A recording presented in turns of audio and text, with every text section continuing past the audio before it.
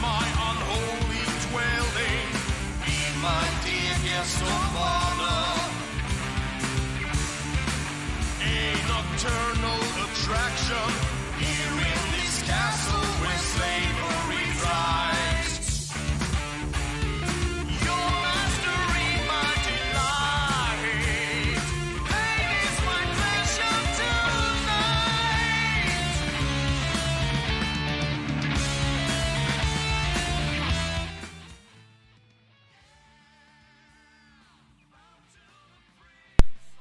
All right. Welcome to Sideboard MTG. My name's Eric, and it's time for Jeskai Superfriends, the deck that tore up SCG Syracuse. You guys ready for this? Like, seriously, are you ready for this deck? Is this a real deck? Was this just like a fluke? Like, did it just put 3 copies in Syracuse because of like 2 cards, Narset and Teferi? Like, is that the big deal behind this deck? One of the big things about this deck is the first place and the third or fourth place deck were exactly the same. 75 copies or 75 cards, exactly the same. And the last fifth through eighth place deck, I don't know exactly what spot it came in, but it was quite different, and we're going to talk about that a little bit tonight. May end up actually playing both of these decks. I am going to start out with the first place deck because that's the one I'm more interested in, but I do want to talk about like some of the similarities between these decks really quick, and then talk about a few of the differences. So the big similarity here is both of the decks were running 4 copies of Narset and 4 copies of Teferi. We also seen multiple copies of Shock, along with Deafening Clarion in both decks, along with 4 copies of Sarkhan the Masterless. And that's kind of like the idea here, right? Like, you want to get down your Planeswalkers, your 3-mana Planeswalkers that are going to tax your opponent in one way or another, whether they can't draw additional cards, or their spells cost more, or they can't cast instant speed spells at all. And that's kind of what you really want to do. And we'll also notice that the Wilderness Reclamation decks did not do so well this weekend, and I think that's got a lot to do with the fact that the Bant decks were also running Teferi Time Reveler, and it really hurts these decks that need to operate at instant speed. So that's kind of the idea behind this deck is to make your opponent's deck no longer want to work properly, and then you just gain tremendous value from all your Planeswalkers. And I know I'm still looking at the 8th place deck, if you will, and we will jump back over here to the first place deck and talk about it really quick. The deck's quite different in a few aspects. Like, we see a ton of 1-drops in the first and we'll say third place deck, right?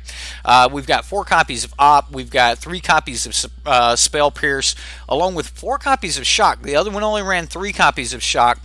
We are seeing only 1 copy of Lightning Strike in this, whereas the other deck, put a little more value on its 2 drops, playing multiple Lava Coils and multiple Lightning Strikes in the main, but we didn't see any of the Opt or Spell Pierces.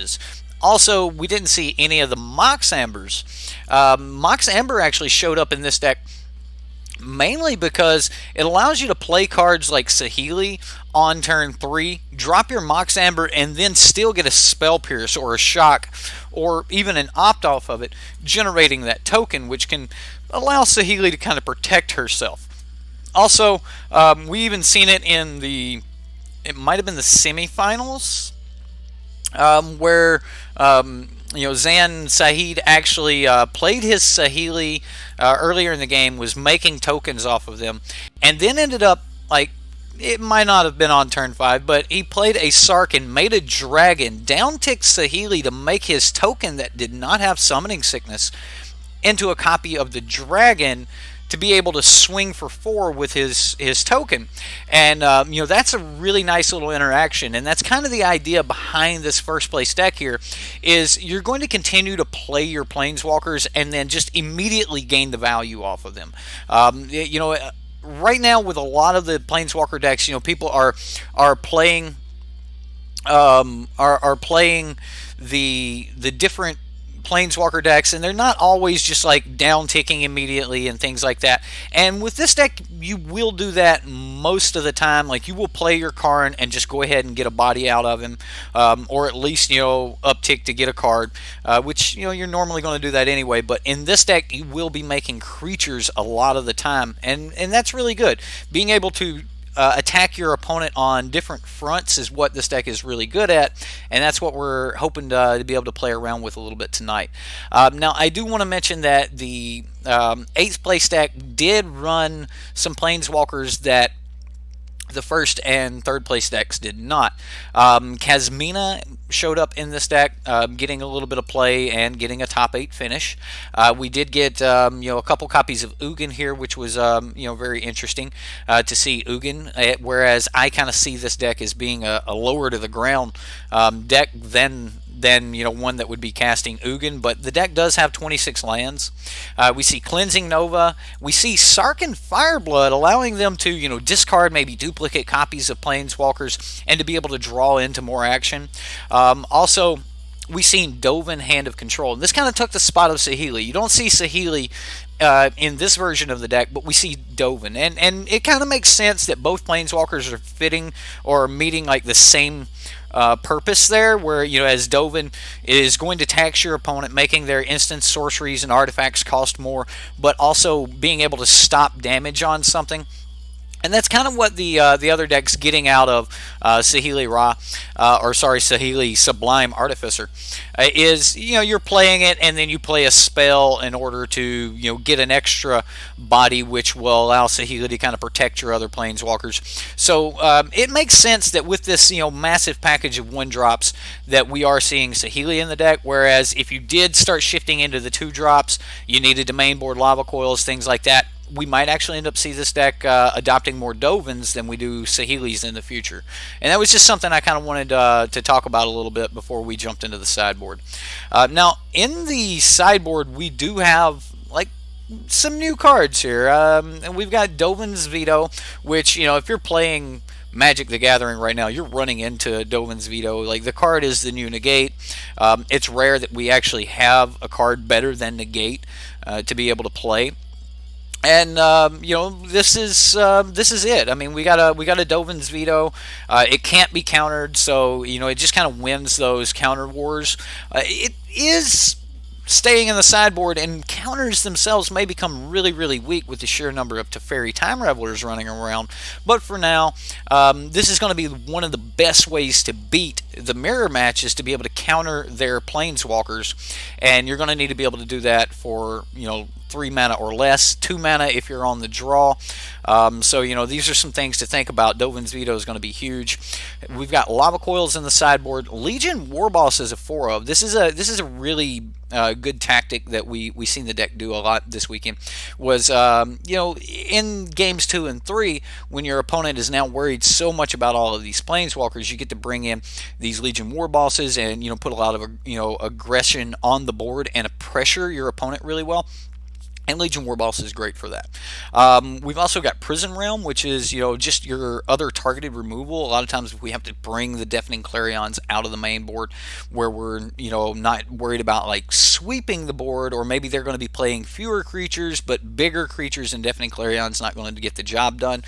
Prison Realm's our other targeted removal. It does scry when it enters the battlefield, so that's really handy. And then of course we've got Lyra Dawnbringer against the aggressive matchups. Lyra, just giving us that extra life. It's going to be crucial. Who doesn't like Baneslayer Angel, right? So that's the deck. Technically, that's both of the decks. Hope you like them. Let's go talk to chat. We'll play some games, see what's up, and then maybe we'll even play the 8th place version, or I want to call it the 8th place version. But you got to go study for your last 2 finals tomorrow. All right, man. Take care. Just running something like 8 and 10 at the Two-Headed Giant pre-release with 2 Sarkhans. Wow. You destroyed some people. Alright, well, I mean, we've got our Interplanar Beacon. We can opt on turn 1 if we wanted to. We have Deafening Clarion. This is kind of one of those hands that you just got to keep, even though we're probably going to be taking some life.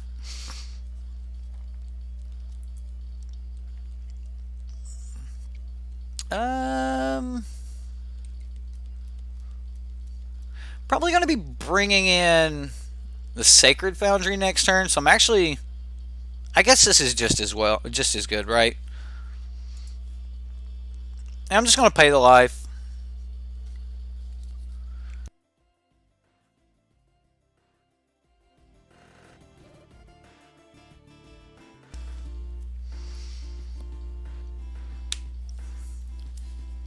Knight of Grace. Alright, well, let's go ahead and opt. Maybe we can find a shock. That'd be nice, right? I don't actually want that. I'm going to put that on the bottom. Sulfur Falls, not exactly what I was looking for. The Lightning Strike, that will get the job done.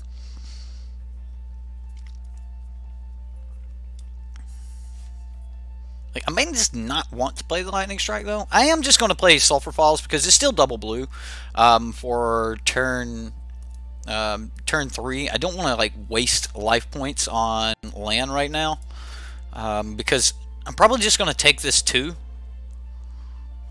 Yeah, I like just taking 2 here. And if the opponent applies more pressure to the battlefield, then we can Deafening Clarion next turn, then start following that up with like Narset and such. If I had a Teferi Time Reveler in hand, I would Lightning Strike and then bounce, but I don't. So I'm actually just going to go for... Do I just Lightning Strike and make him swing anyway?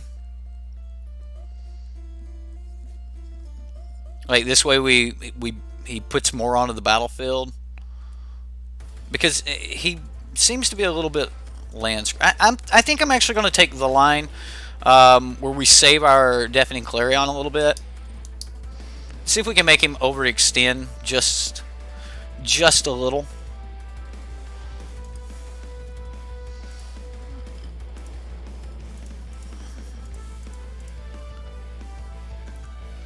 We'll gain a life.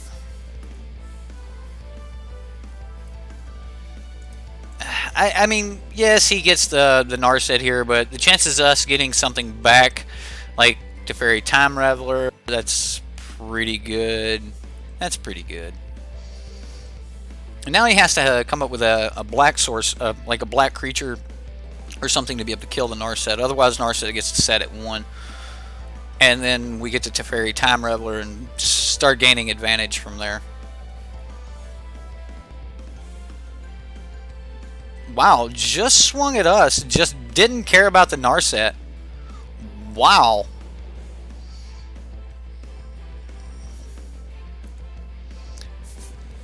Five, can he start it at 350? Yeah, I mean the price is definitely going up on some of these cards.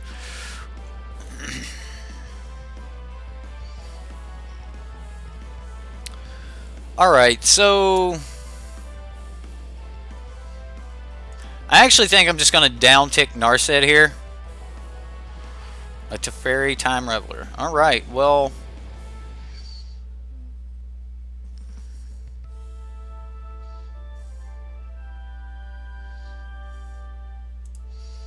I think I'll just take Teferi. We're going to play Teferi. So we'll go, we want blue-white. We got to pay for that. And then it doesn't matter, right? So we gain a life off of the Interplanar Beacon. And we'll just bounce the Knight token. Wow, just all the ops in the world. All the ops. Last you saw, Sarkin was $5 US from 2. So now he gets his choice. He can kill one of our planeswalkers.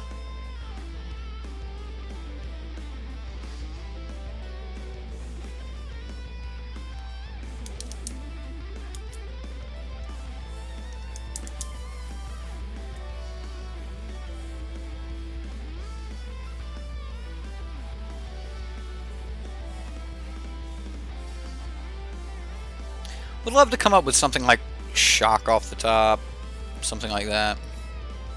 Let's see which one he tries to kill, or he goes for. It may just be us.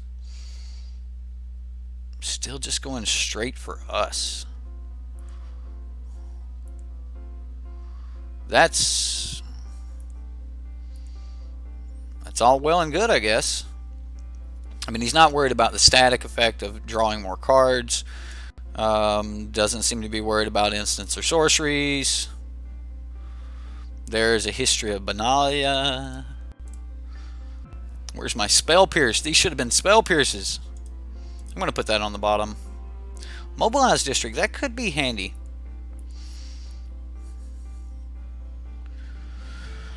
Alright, well, this looks like as good of time as any to fire off this Deafening Clarion. Especially with that. Oh, that's so good. Alright, so we're just going to uptick to Fairy. And then we can Deafening Clarion and... yeah, so we'll just tap land, go. Maybe I should have paid 2 life for it so that we could have opted, but I don't think that that's necessary.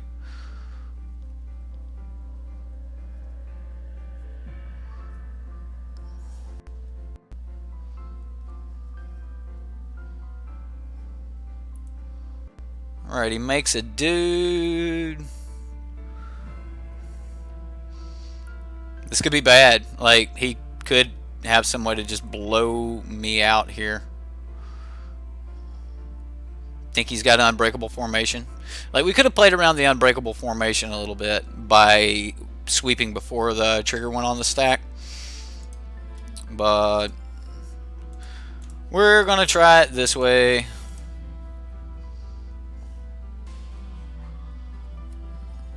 I mean, if he's got an unbreakable formation, I think I'm just dead here.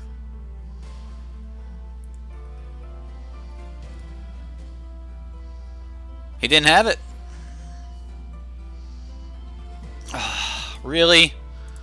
We're going to have to do this again. Steam Vents, we'll go to the bottom with that.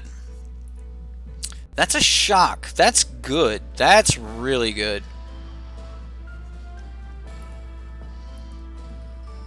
Another shock. Alright. I'm liking it. I'm liking it. So we can actually... let's go red, white, red.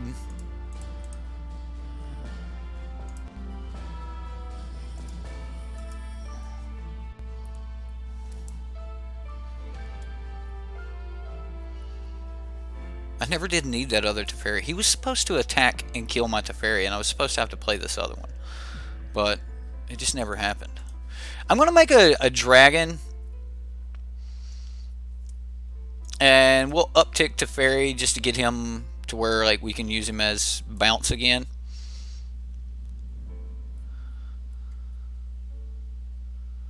And we'll see how he puts this on the stack. Like if he wants to give it the buff, I'm just going to shock it either way. So we'll wait for it to hit the stack. Yeah, Sarkin down tick, make a dragon, and then next turn we'll try to go for the kill. All right, so he's going to make a dude. So I'm just going to one.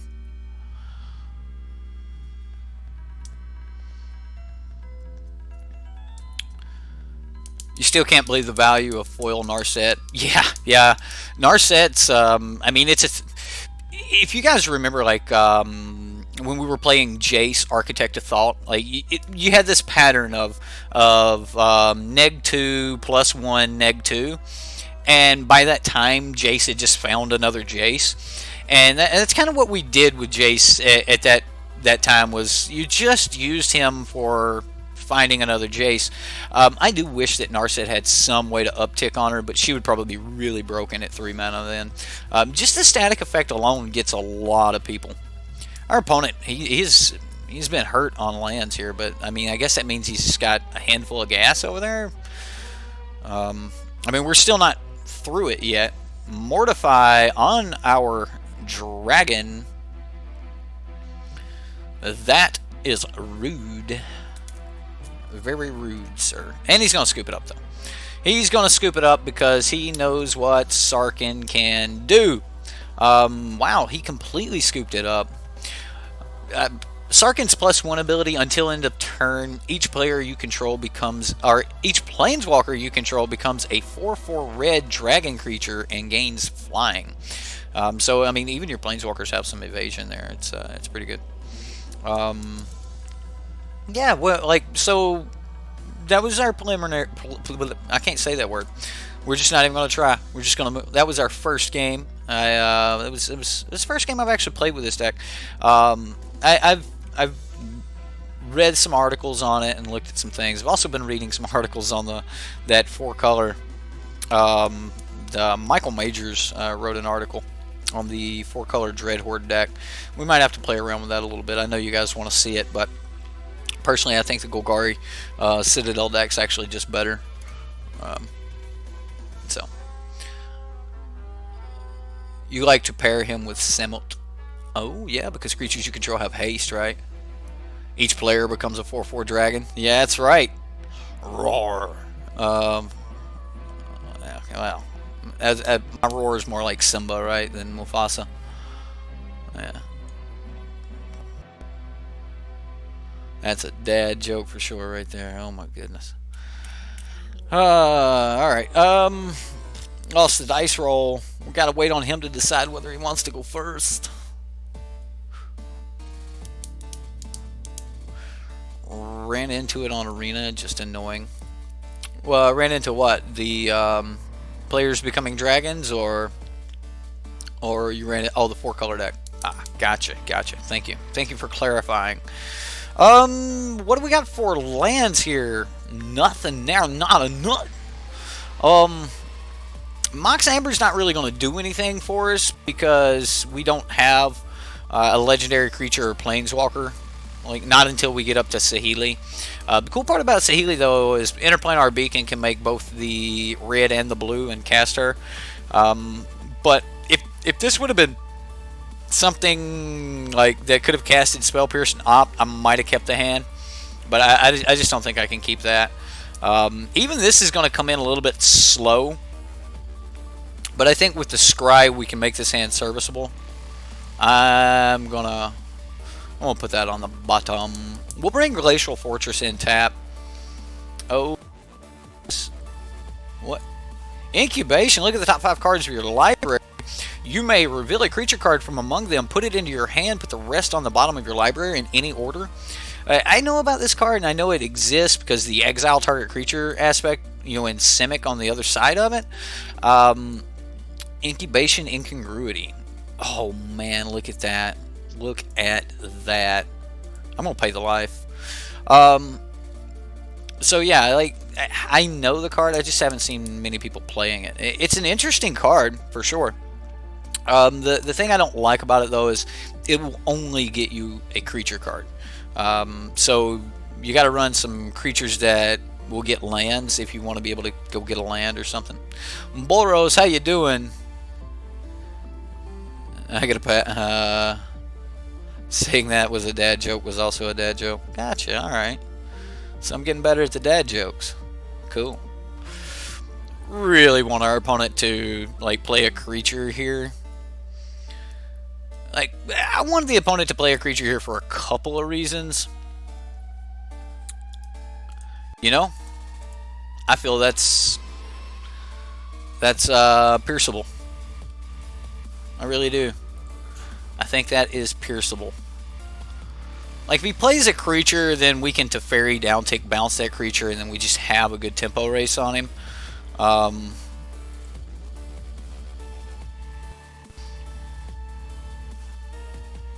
I guess we go for the Teferi. I mean, if he's got counter, like, I just want to kind of get ahead of Frilled Mystic. Yeah, he's got to do this now, right? Because if he is a Frilled Mystic deck, then at that point, we're definitely going to be in some trouble. I mean, he's digging for the Spell Pierce. Didn't hit it.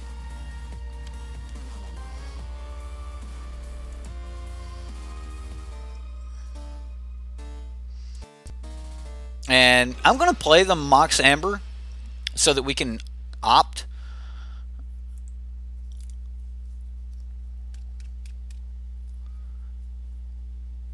Man, it feels good to be good at Magic, right? There you go. Murmuring Mystic. Alright, well, we'll go ahead and opt on that one. Deafening Clarion will get the job done. It's not exactly how I would like to do things, but it'll get the job done. Although so will Teferi, right? And maybe I should have just... I probably want to draw an extra card next turn anyway. Oh yeah. Especially with hitting a second one. Yeah, I want another card. So I'm just gonna bounce this and draw a card. Teferi, Hero of Dominaria. Like, do we uptick? Or like play another Teferi and uptick, or I just hold back on shock? I guess I hold back on shock. This only counts. Like we could swing with Mobilize District, but I don't think that's right. Thank you, Harry. I appreciate that. All right.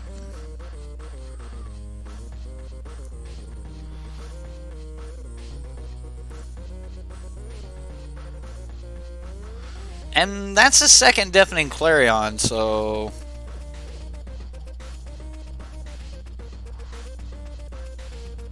Really, really need some stuff.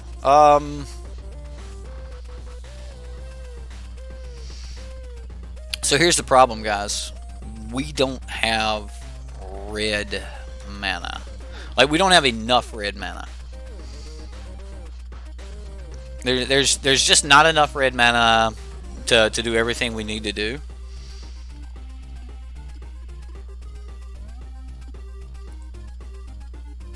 I guess I can just pass and we wait. Like, we need another red.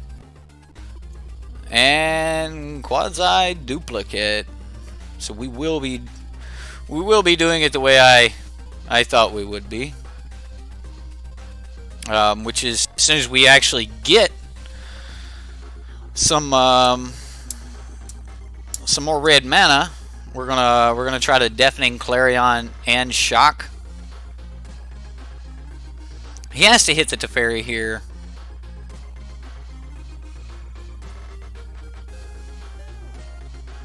He is going to go ahead and recast. There's Replicate. Copy target. Create a token that's copy of target creature you control. So, getting a bunch of dudes, we really need a red source off the top.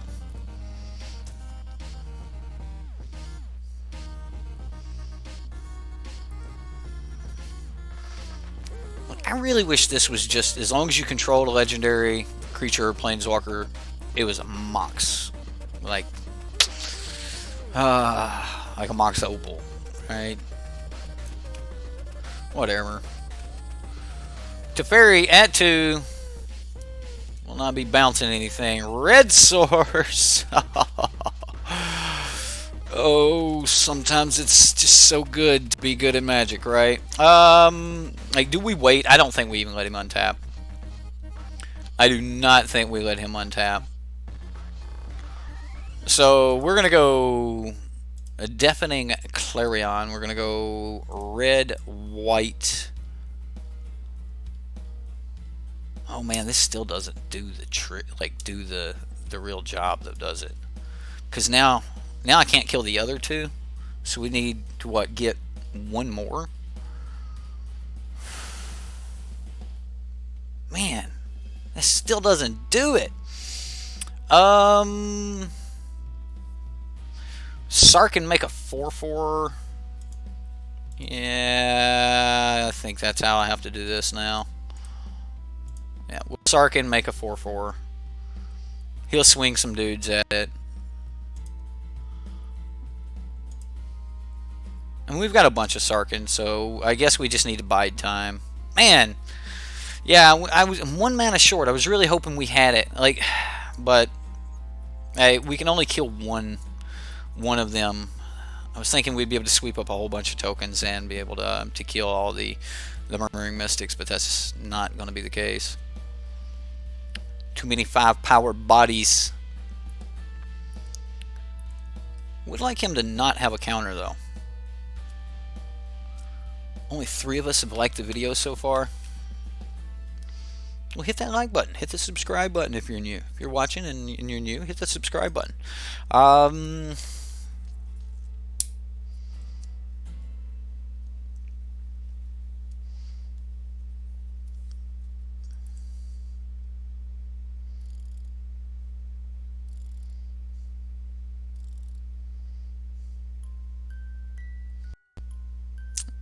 Sarkin.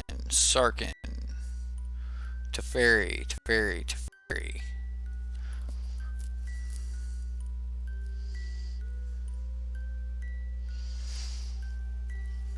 Anybody else see that coming? I didn't see that coming.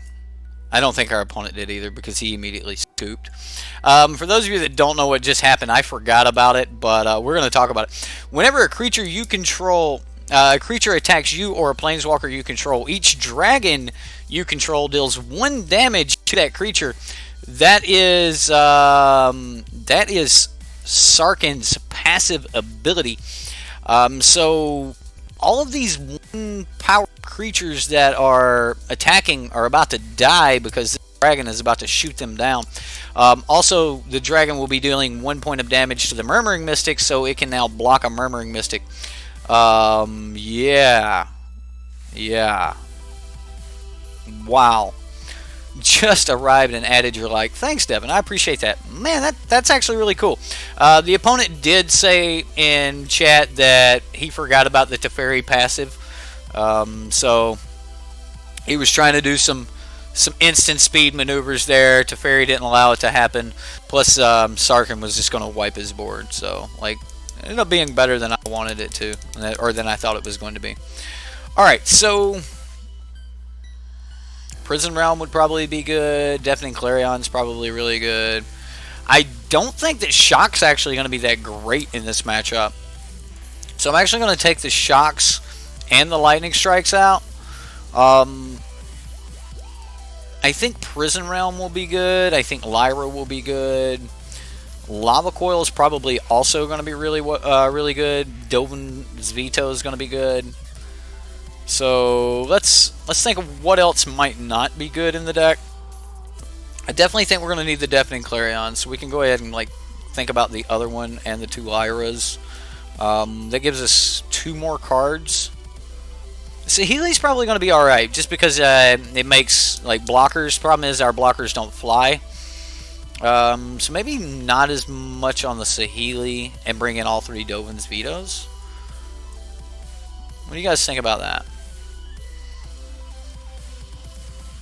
Yeah. I kind of think that's where I want to be. And that gives me a lot of sweepers. Like, maybe we don't want Saheeli at all. And I want some Prison Realms. Let's go with that. That's a lot to board. It is a lot to board. But we're just like dropping off of like one particular aspect, like just no shocks. Like we're just taking the burn out of the deck. Which, you know, I get it, you know, just taking the burn out, but we're just taking the burn out. Alright, so we know he's going to have cards like Quadzi Duplicate. He's a Simic Quadzi Duplicate deck. So this Lyra is going to be pretty big, and then especially if we can protect it, we can just kind of go from there. So I'm just going to take this land-rich hand with a Dovin's Veto, and look, I mean, we got Fairy already. This is looking okay. No point in paying life this turn. I'm probably going to pay some life next turn, though, just because I want to get that Dovin's Veto up ASAP. How's Super Friends looking so far? Pretty good. Just the deck has some really powerful lines. It's just the deck actually attacks on so many axes that it's just really hard to fight back against it. So yeah, I mean, it's just kind of a mean deck.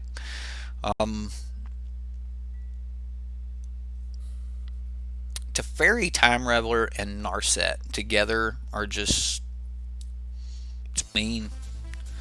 See, Deafening Clarion, this is going to be great. This is going to be great, ladies and gentlemen. Would I like to pay 2 life? You know, I think I would. I'm going to get it back. We're going to get it back from the Planar Beacon anyway. It's going to happen. It's going to happen.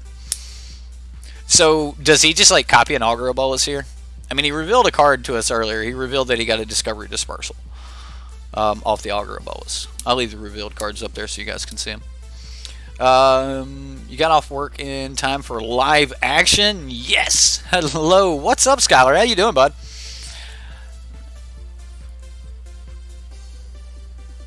And Augur getting in.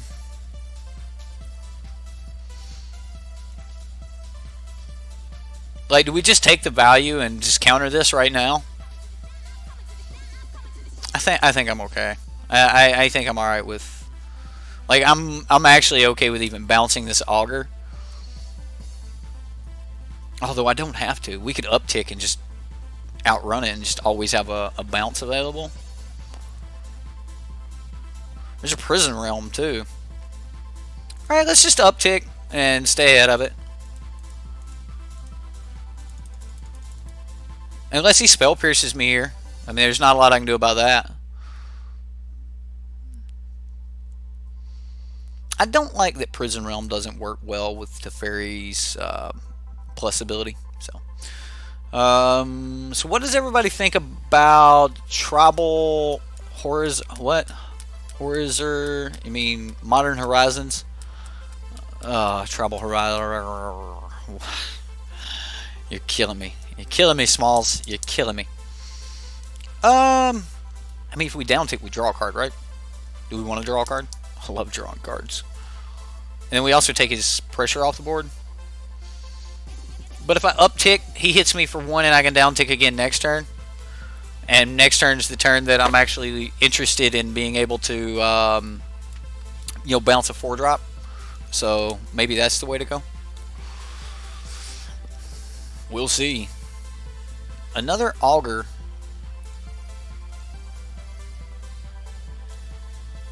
I mean, we know he's got quasi-duplicate now.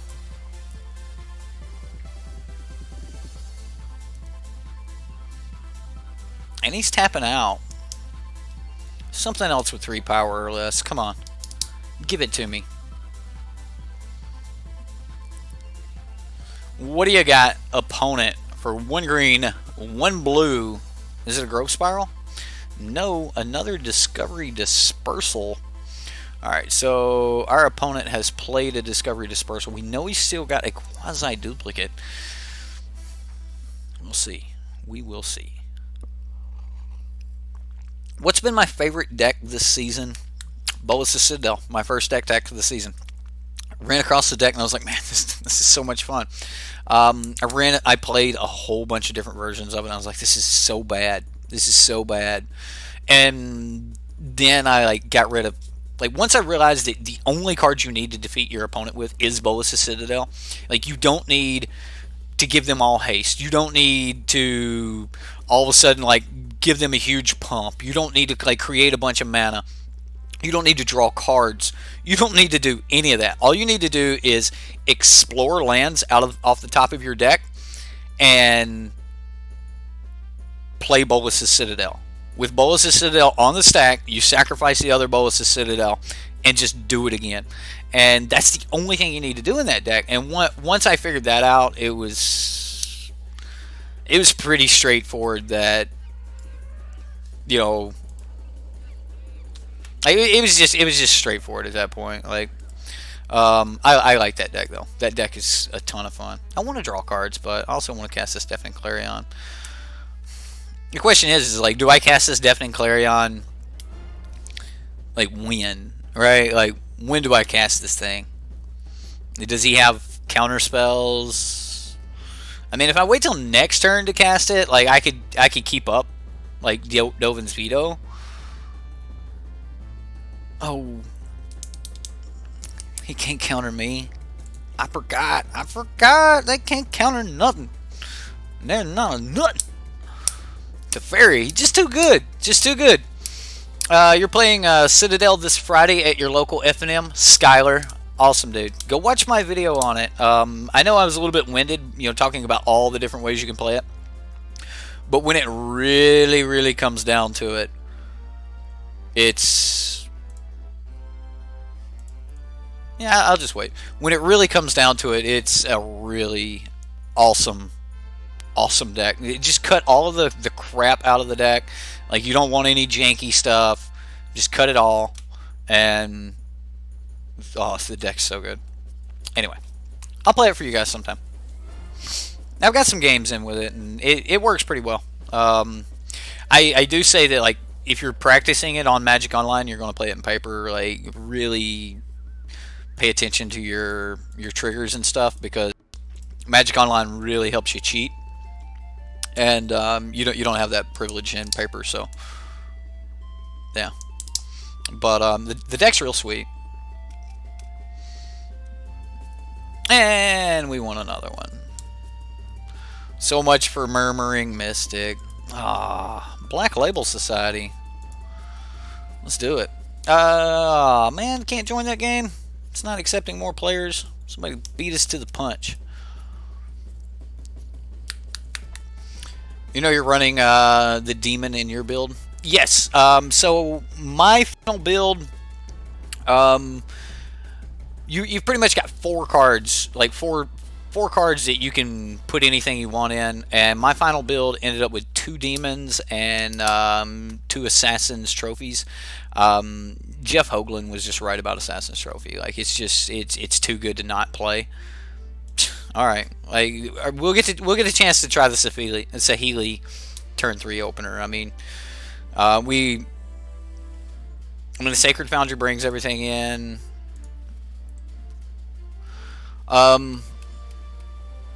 Yeah, the demon that lets you like surveil, pretty good. Like, yeah, I'm not gonna lie, it's pretty good.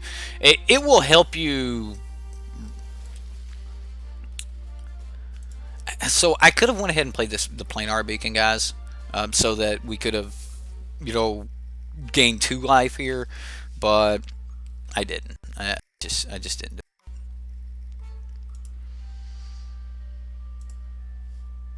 And if this was like other cards, I would possibly like let them slide or pass, but it's hard for me to do that with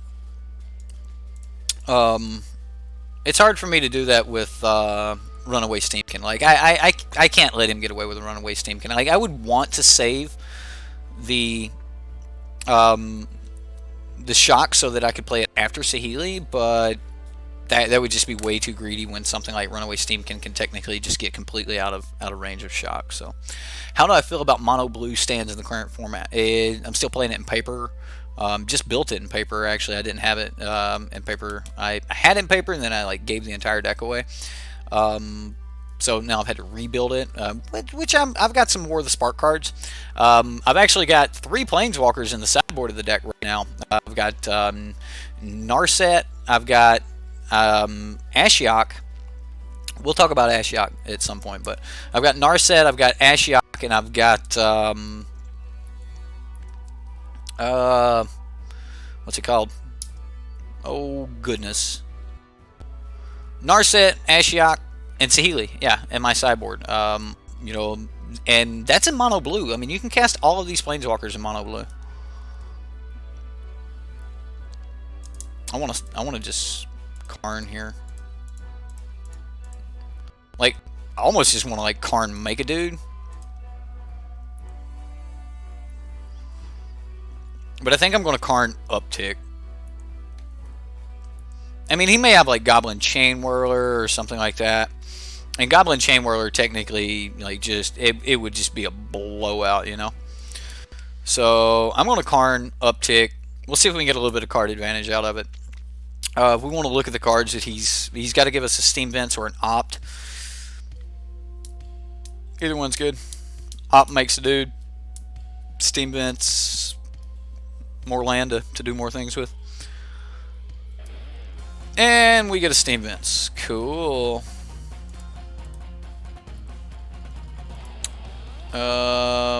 These are Karn exiled cards. If you guys want me to leave those up for you.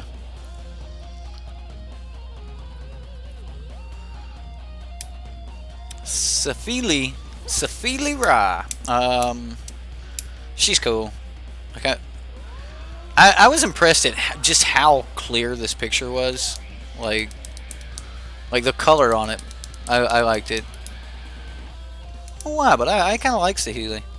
No! Big Burns going towards Karn.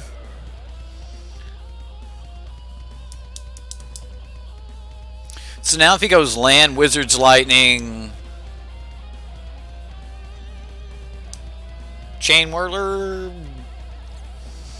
the Wizard's Lightning will kill Karn. So the big one's going to be Sahili, being able to just kind of get ahead of him.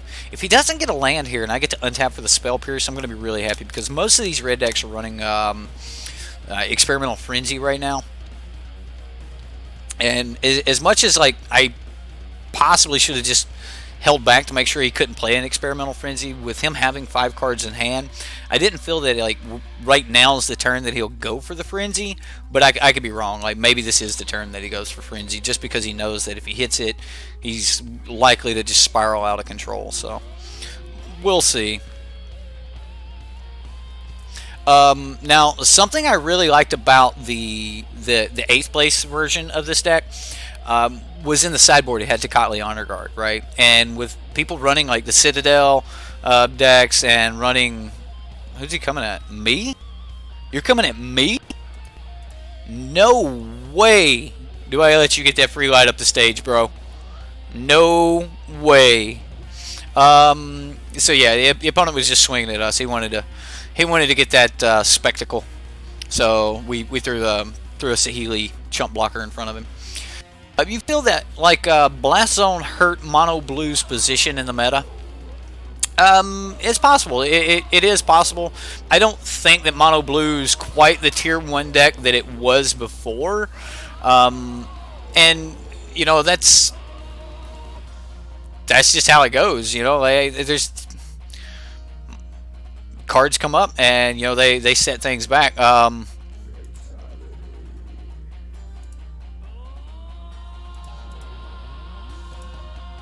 So we just do it like this.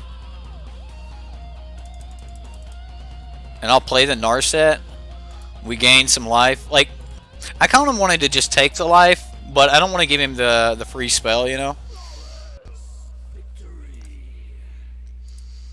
And we'll look at the top 4. Man, look at that Teferi. Oh, and another Narset. And a Deafening Clarion. The right answer here is probably Deafening Clarion, right? But can we just get away with just taking the Teferi and like slowing him down? I'm gonna take the Deafening Clarion because like it just feels like it's the right answer. I'm also gonna play a blue source, and we're like, there's no point in ticking down Sahili right now. We just want her loyalty to stay high so that we can keep making Thopters.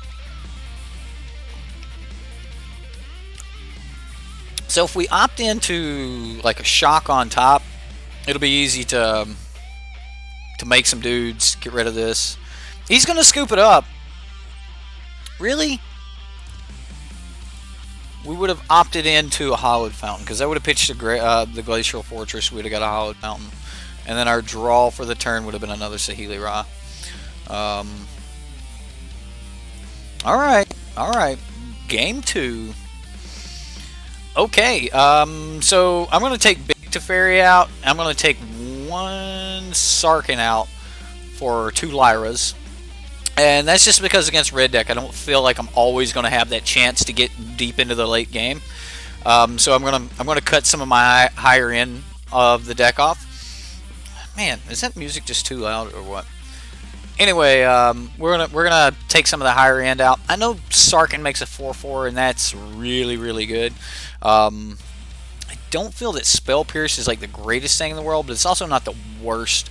Lava Coil is pretty big in this matchup, so I'm thinking about a couple Lava Coils because if he brings in like if he brings in cards like you know, Phoenix and things like that, we're gonna want access to lava coils. Although I mean, we can just bounce the Phoenix and do all kinds of other great things. Like, I kind of feel that Spell Pierce is one of my weaker cards here, and that could be wrong. Like, it could be my only way of dealing with something like an Experimental Frenzy. So, like, maybe it's wrong to take out Spell Pierce. But if we get into a really late game, which these red decks can become really grindy in games 2 and 3, then Spell Pierce is just going to be dead most of the time. I think I'm going to take out the Spell Pierce, bring in both Lava Coils and a Deafening Clarion, and I think my plan is going to be gain the incremental life, right? Try to get to the Lyra and just avoid creature damage, right? Like, that's normally a really good way to fight red deck, is to just avoid creature damage. So yeah. It really looks like we're going to have to shock ourselves if we keep this hand. I am going to keep it, though, because the hand looks pretty sweet. Our opponent's mulliganing 5 already. Kept his hand at 5. Let's get rid of some of this white chat. This is where we can read all the things, right? You know, see everything that's going on. Go back, look at the log of the game. So, yeah, if this would have been Steam Vents, that would have been so much better, because it would have allowed us to leave open both Opt and Shock. But I paid 2 life so that I could Opt here. And that is a Steam Vents. And do I need it now? Like, that's the question. Like, now do I need it? Probably. Yeah, I'm going to go ahead and keep it.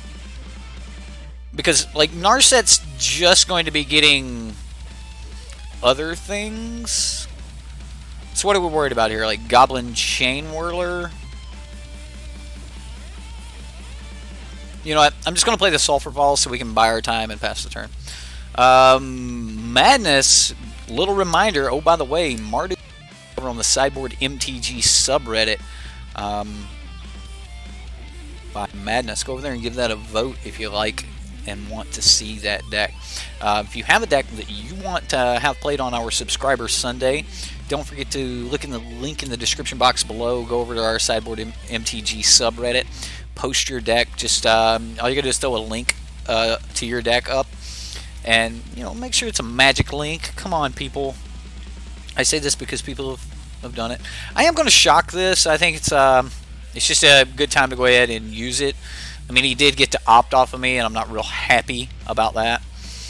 I would love to pay 2 life and play Narset. I have paid a lot of life this game. I need blue mana for this Narset, don't I? And I'm just going to go ahead and start digging. There's a Deafening Clarion, right? And then there's another Shock, and there's a Mox Amber. I could play the Mox Amber right now, and then that means we could get into Lyra next turn. I mean, why not, right? I mean, we can turn 4 a Lyra against red deck. I think we're supposed to do that.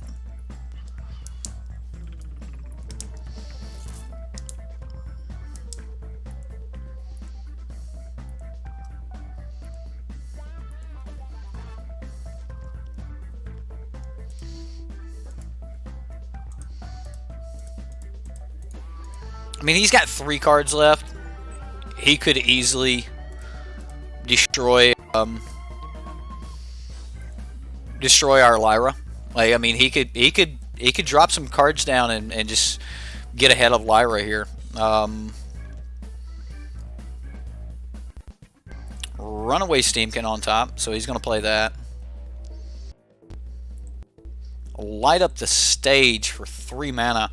Let's look at the cards. He exiled a Virashino Pyromancer and a Mountain. Did I miss my swing? I missed my... Oh my goodness. I passed my turn. I passed my turn.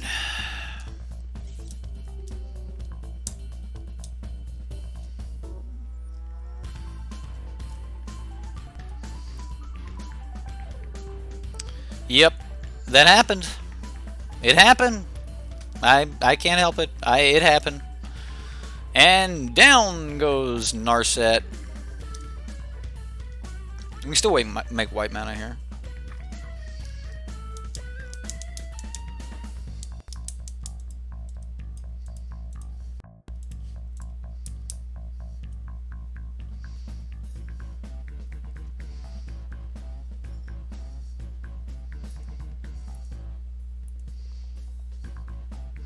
So, Visionary Pyromancer coming in, doing some work.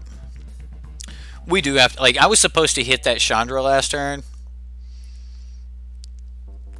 Was unable to do so.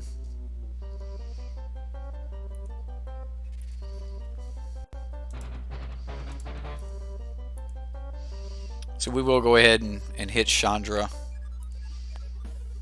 Keep her off that ultimate. I mean, yes, she can do 5 points of damage to us, but we just gained 5 points. So, I mean, it just kind of net 0 there. We've also got 6 mana. So, I'm going to play a Saheeli.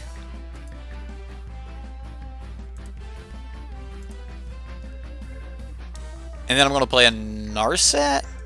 Yeah.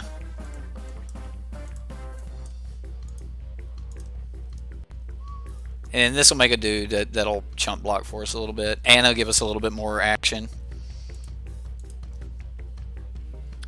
Another Mox Amber. I mean, it's the only thing we can take, so we will take it. I'm actually going to cast it. I mean, we can keep it. It's not going to hurt anything that we cast it, but it does give us another servo. So, but if Lyra lives, we're good. Yeah, I think if he had the means to kill Lyra, Lyra would have already been dead. Skip turned out. Yeah, I had pushed F2 or 2, and it went straight through my turn. My Citadel deck list did not have Bolus's Citadel in the list on manatraders. Are you serious? It wasn't down in artifacts? Seems weird. I'll go check that out after this stream though, and we'll find out. Turn 4 Lyra for the win all day. Maybe. I mean, he's still got to deal with this Lyra.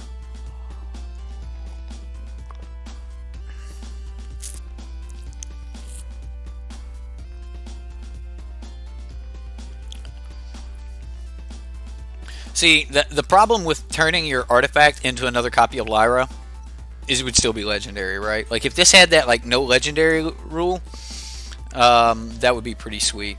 Where are we going at with this? He's going to clear some stuff out of the way. The fact that he's pointing shock at a servo seems really good, right? Like, that seems like that's what we want to happen. Narset and Narset, just both at Narset here. Yeah, but he's got a risk factor that he needs to clear up. Like, why else would Red Deck worry about drawing cards? So he's got a risk factor that's just melting in his hand right now. That's great.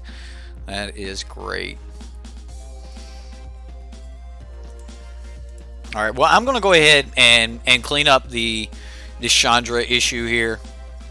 This will more than likely kill Narset, but it had to be done. It had to be done. Like, if he's putting resources towards Narset, so. Good evening, Dragon Lord. How are you? I can attack, then make a token of the cop. Oh, okay, and then keeps the untap. That's true.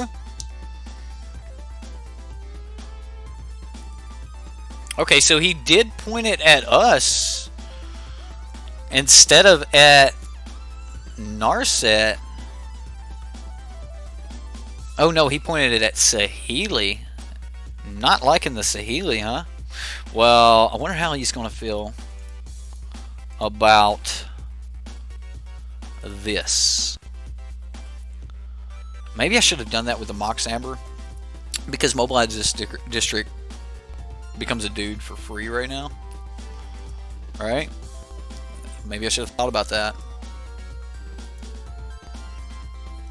This deck's got a lot of intricate lines. Like there's a lot of choice to be made in this deck. I like that. I think that's pretty sweet. This just doesn't do it. Yeah, this just doesn't get the job done. I mean, he has to kill Sarkin right here. He's going for the Narset, didn't go for the Sarkin. Okay.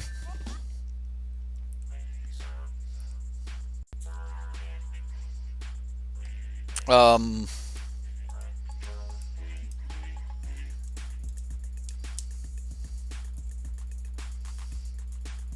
going to look for a piece of removal here. But we're about to just activate Mobilize District and get sideways. So, this deck may be the real deal, guys. Like this. Wow. I mean, this may be the real deal. I actually think Saheeli's really good in the matchup against red deck. You would think with Goblin Chain Whirlers and things like that, but the ability to like, you're not making token. You're making like 1, maybe 2 tokens a turn. Like you're putting some work in to get 2 tokens in a turn. So like you're not like, for lack of a better term, blowing your load, emptying your hand. King Leo likes to play us.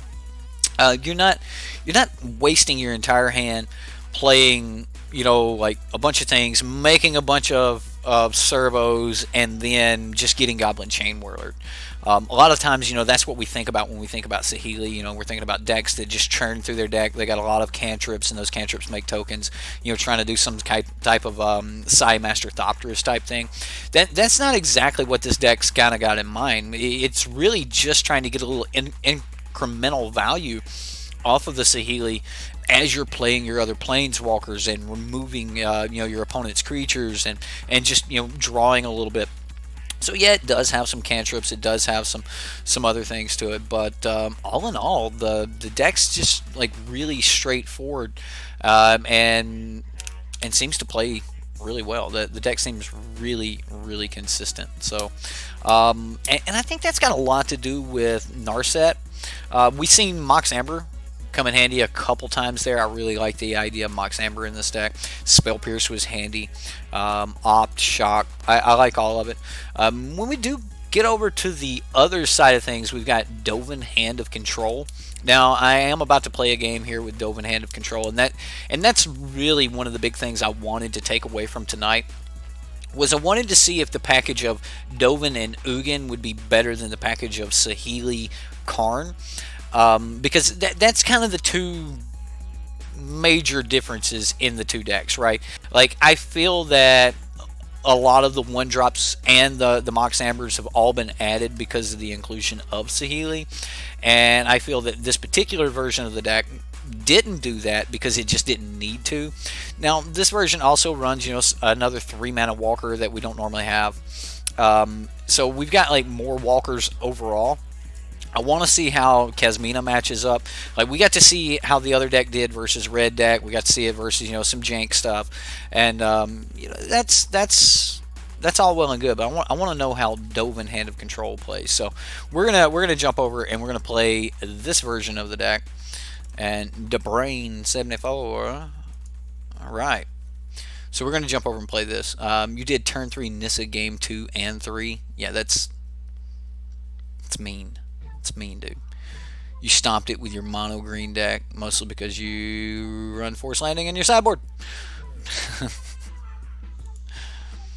We won the dice roll. I mean, we've got removal.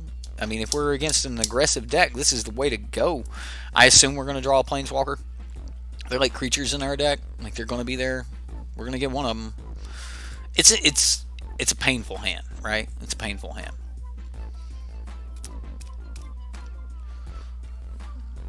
And that's game! Probably not, but maybe. If this is mono black, then this will just be cute. Should be anyway. Like this should just like run away with this deck, but he may just have like hand disruption and Okay, dude. Whatever. When I finally hit you, it's going to be for like 15 at a time, so we'll get you later. So, okay, so he's got life gain going on. Um,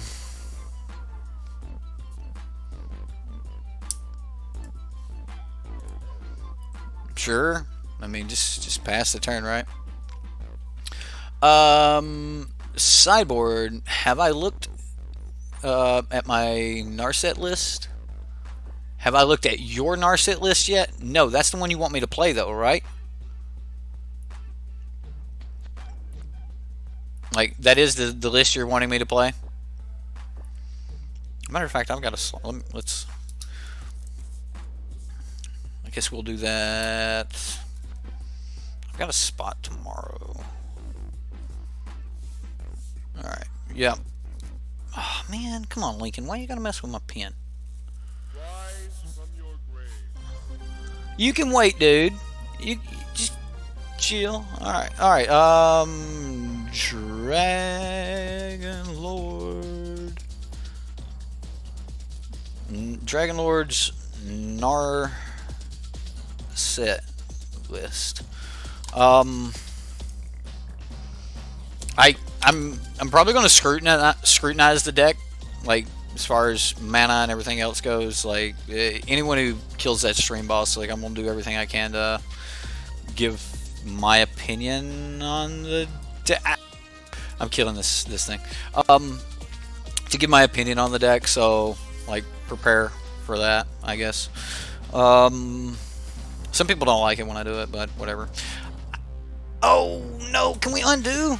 Can we control Z? I missed a point of life here. Whatever. It's okay. It's okay.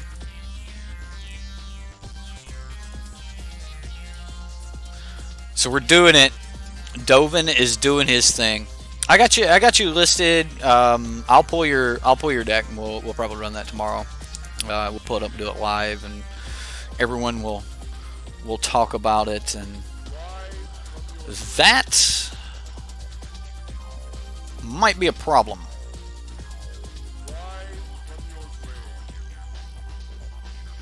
Yeah, that could be a problem.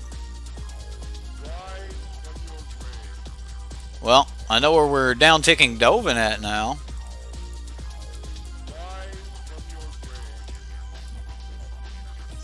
So we'll play Kasmina, make a dude, right? Because dude's cool. Lava Coil ain't gonna do it. I'm gonna hang on to the Deafening Clarion. Alright.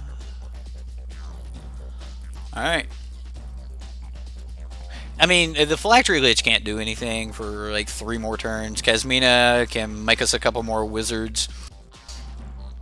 Ill-gotten inheritance. 1 damage to target opponent. Alright, so he can't redirect that. Like, that was kind of one of the parts that was decent about the new rule change, was you can't do redirects like that. Another Lava Coil. Alright. Down tick there. I mean, I guess we go... Do I need to leave up white mana?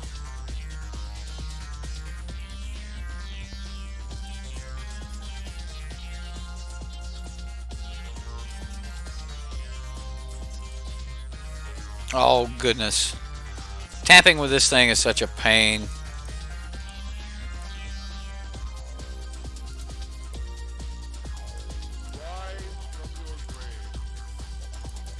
Alright, there we go. We got our mana tapped right. We gained some life. We will look at the top few cards of our library. Ugin the Ineffable, Sarkhan Fireblood. I want the Sarkhan, actually. We're going to go ahead and downtick Kasmina. I will get rid of Kasmina.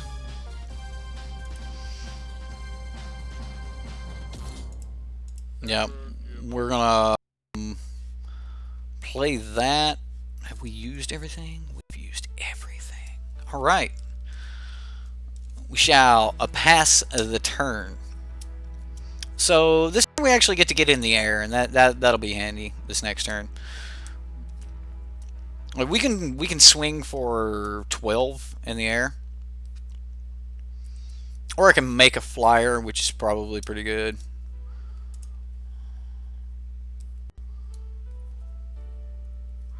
Another phylactery lich.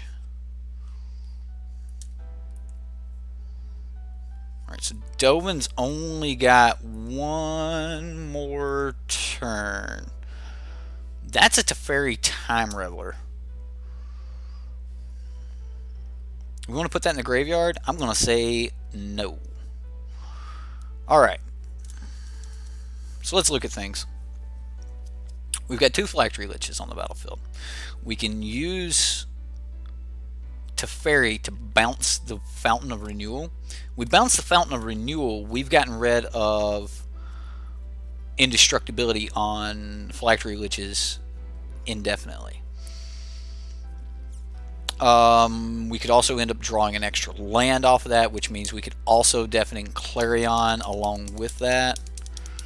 We could also Sarkin Fireblood, make a 4/4, and then off of the 4/4, next, like, we could just chump block the 2 phylactery liches, or yeah, we just chump them. I kind of like that idea.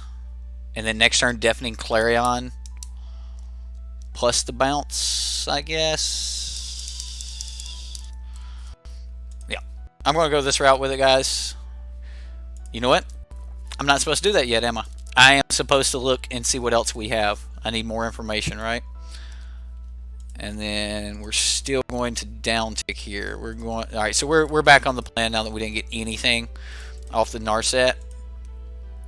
Oh, that's the 3-mana Sarkin. That is not what I was looking for. Oh, I did that wrong.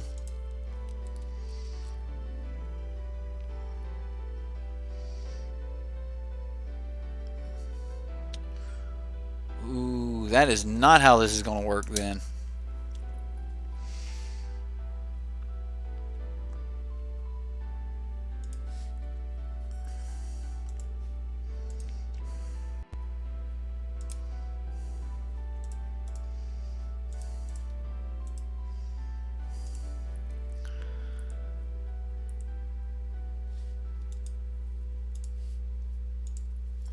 Alright, well, we get rid of the phylactery counters. Oh, it just kills them? I thought they just lose indestructible when they got rid of... Okay. That's pretty good. That is pretty good. Deck's probably a little better than I'm giving it credit for.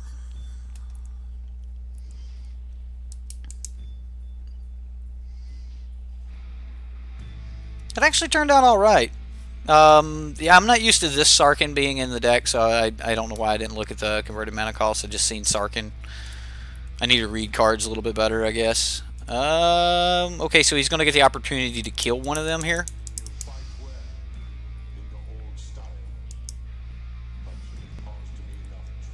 There's his fountain again.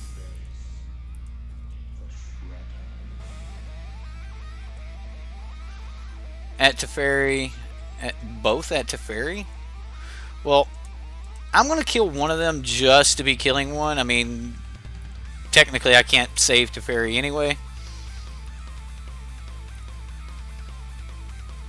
Put that in the graveyard. I'm going to say yes, and then I'm going to say transform search for Azcanta. That's all pretty good. I'm going to discard this land and draw another card. There we go. That's... Let me do this right. Another punt and you guys might just like strangle me or something. I don't know. So that'll pay for that. And we got red.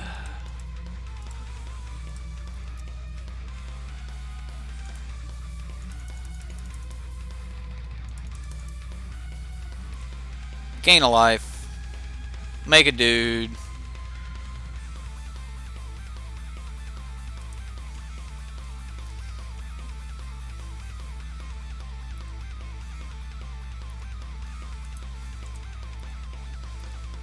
punch our opponent. He's at 12. We'll pass the turn. So he goes back to 14.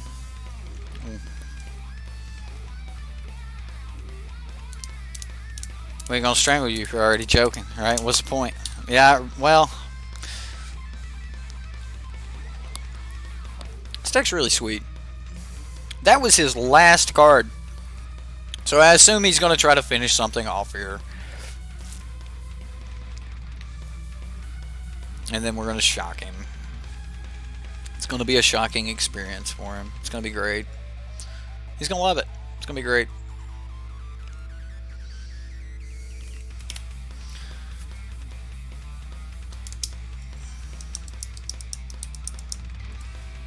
We don't have a dragon, so no damage. No damage. I've got to remember that a dragon ability on Sarkin. Like, oh my goodness. Oh my goodness.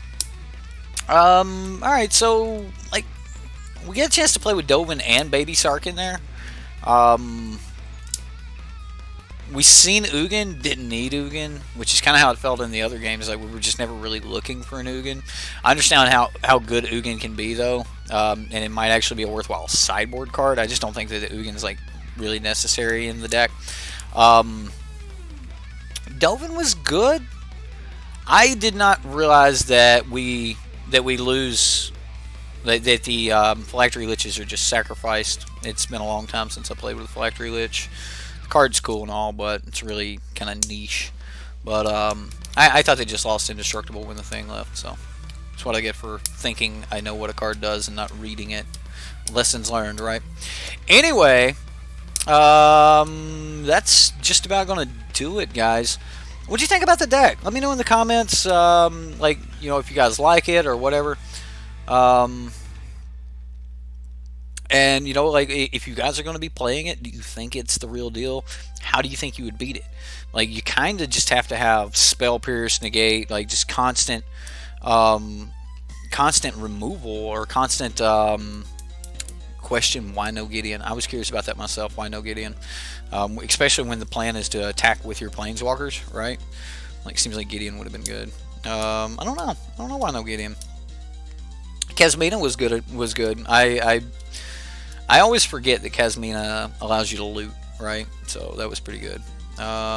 It's certainly an interesting list. It definitely is. I can agree with you there, Madness.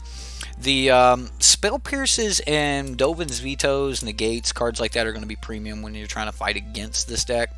You can't let one of these Planeswalkers just survive. Like, so a lot of us are starting to adapt, you know, to, okay, that Planeswalker's only got a static ability left. It's no longer going to be a threat to me. I can go back to pointing towards face, and I don't have to worry about that Planeswalker. And we've been doing that. And that's all well and good in some worlds. However, in this particular deck with Sarkin the Masterless, those, you know, 1 power or 1 loyalty Planeswalkers are still going to be loyal enough to turn into 4/4 dragons and smash you in the face, right? Like, so all the Planeswalkers are all of a sudden taking dragon form and, yeah, doing things. So, yeah. That's pretty much how I would fight against it. Is I wouldn't let up on the Planeswalkers, even if we did have to take that longer game, go into that long game. This deck will probably push you into the long game because of that. Big takeaways that I would take away from this deck, putting 3 copies in the top 8, are still just the fact of Narset and Teferi. These static abilities are very, very damning. They will absolutely destroy your builds. They will destroy your brewing. You're going to need to worry about, hey, what happens if Teferi comes down? If I don't have an answer for Teferi, my deck plans on drawing a bunch of cards. Do I have an answer to get rid of a Narset? If my deck needs to draw cards, then I probably need to have a good answer for a Narset.